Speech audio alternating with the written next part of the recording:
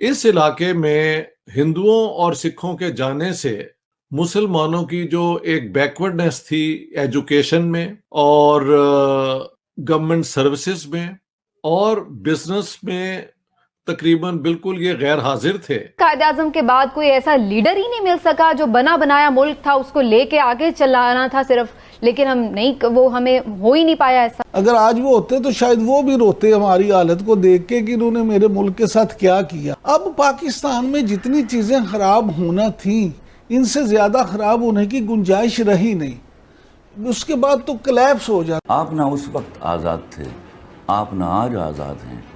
भिखारियों की तरह पैसे मांगने वाली कौम, IMF सामने हर चौथे दिन झुकने वाली कौम, वो नज़रियात की और अपने नज़रिया पाकिस्तान की हिफाजत क्या करेगी। हम जमहूरियत में एक फेलियर है। हिंदुस्तान के साथ अगर आप कंपेयर करें तो उनके रेगुलर इलेक्शन होते हैं। मैं कहता हूँ ये औरंगजेब डेमोक्रेसी।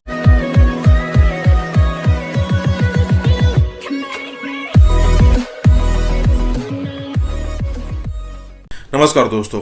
अब 22-25 करोड़ की पॉपुलेशन वाला कंट्री, मतलब मैं यहाँ पर बात कर रहा हूँ पाकिस्तान की। क्या आपको नहीं लगता कि कोई भी बिजनेसमैन यहाँ पर बाहर नहीं दिखाई देता? कोई एक बिजनेसमैन तो होता जिसका इंटरनेशनली नाम होता। जैसे मान लीजिए इंडिया के अंदर है अदानी है, अंबानी है, उसके अलावा कई सारी सरनेम है जो फेमस है। जैसे अंबानी हो गया, अदानी हो गया, मित्तल हो गया, हिंदुजा हो गया, ठीक है, टाटा हो गया। तो क्या पाकिस्तान में कोई ऐसा आपको नहीं मिलेगा? देखिए, अब पाकिस्तान का सबसे बड़ा जो सेंटर है ना वो लाहौर है, ठीक है, इवन कराची भी है, लेकिन वहाँ पर ज़्यादातर जो पॉपुलेशन थी, खास करके लाहौर वाले अगर आप एरिया में काउंट करो तो हिंदुओं की और सिखों की जो पॉपुलेशन थी वही बिजनेस ज़्यादा संभालती थी। और उनकी अगर टोटल पॉपुलेशन अगर आप काउंट करो तो होती थी तकरीबन 50 से 60%, 40 से 45% जो पॉपुलेशन थी वहाँ पर, वो जो पॉपुलेशन थी वो मुसलमानों की थी। अब यहाँ से अचानक से हिंदू और सिख गायब हो गए तो ऑब्वियसली यहाँ पर बिजनेस संभालने वाला कौन? बिजनेस तो मिल गया लेकिन संभालेंगे कैसे? तो यहाँ पर यही दिक्कत हो गई। और आज अगर मोहम्मद अली जिन्ना जिंदा भी होता ना तो गालियाँ देता पाकिस्तान को कि भाई इसीलिए आज़ाद करवाया था, इसीलिए लड़ाई लड़ी थी मैंने। इसी के साथ ये वीडियो शुरू करते हैं। आपका क्या पॉइंट ऑफ व्यू है कि हमें क्या कोई सही ढंग का बंदा ही नहीं मिल सका? कायद-ए-आज़म के बाद कोई ऐसा लीडर ही नहीं मिल सका जो बना बनाया मुल्क था उसको लेके आगे चलाना था सिर्फ, लेकिन हम नहीं, वो हमें हो ही नहीं पाया ऐसा, क्यों हुआ? तो अब हिलाली साहब ये भी बता दीजिए कि पाकिस्तान की इस तारीख में, 74 साल तारीख में, आपके ख्याल से सबसे बड़ी गलती कहाँ हुई है? सबसे बड़ा ड्रॉबैक, सेटबैक पाकिस्तान के लिए क्या था? नंबर 1 के हम अपने आप को कॉन्स्टिट्यूशन नहीं दे सके 10 साल के अंदर, और नंबर 2 जुडिशरी और जुडिशियल सिस्टम का बेड़ा गर्क कर दिया। ये हमारे बहुत बड़े फेलियर्स थे, और उन फेलियर्स से जो मुल्क भी आधा हुआ वही उन फेलियर्स के, it's a product of those failure. अगर आज वो होते तो शायद वो भी रोते हमारी हालत को देख के कि इन्होंने मेरे मुल्क के साथ क्या किया। वेस्ट पाकिस्तान जो अब पाकिस्तान 1971 के बाद है, उससे पहले तो ईस्ट पाकिस्तान भी हमारे साथ था। इस इलाके में हिंदुओं और सिखों के जाने से मुसलमानों की जो एक बैकवर्डनेस थी एजुकेशन में और गवर्नमेंट सर्विसेज में और बिजनेस में तकरीबन बिल्कुल ये गैर हाजिर थे। Pakistan is a failed state. ठीक है, बलोचिस्तान में हमें प्रॉब्लम है, लेकिन Pakistan is a failed democracy, ये मैं मानने को तैयार हूं। फेल स्टेट, ठीक है, आप कह सकते हैं जी 71 में तो ये फेल स्टेट हो गई, आई वुड एक्सेप्ट। हम जमहूरियत में एक फेलियर है।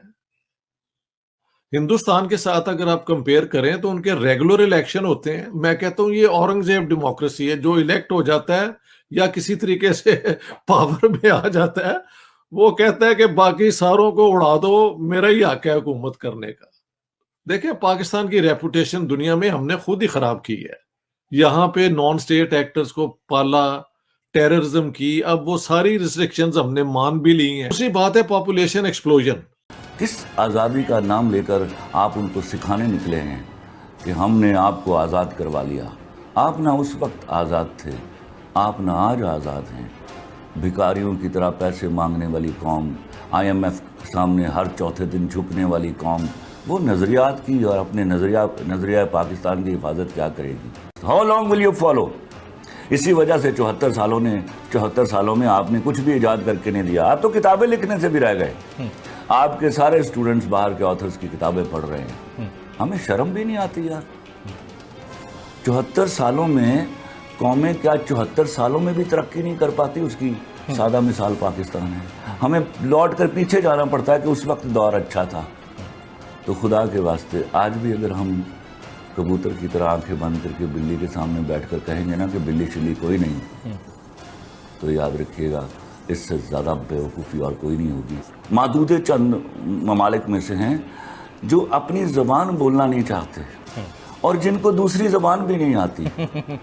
आपने तय कर लिया कि आपने अंग्रेज़ी में तरक्की करने की कोशिश करनी है। 74 सालों में सिवाय नाकामी के आपने और कोई मंजिल नहीं देखी। वही बात कि करप्शन ने इस मुल्क को दीमक की तरह चाटा। ये सारी चीजें इसीलिए थी कि अगर करप्शन ना होती तो जजेस सही फैसला करते, अगर करप्शन ना होती सियासतदान सही फैसला करते। अब पाकिस्तान में जितनी चीजें खराब होना थी, इनसे ज्यादा खराब होने की गुंजाइश रही नहीं। उसके बाद तो कोलैप्स हो जाता।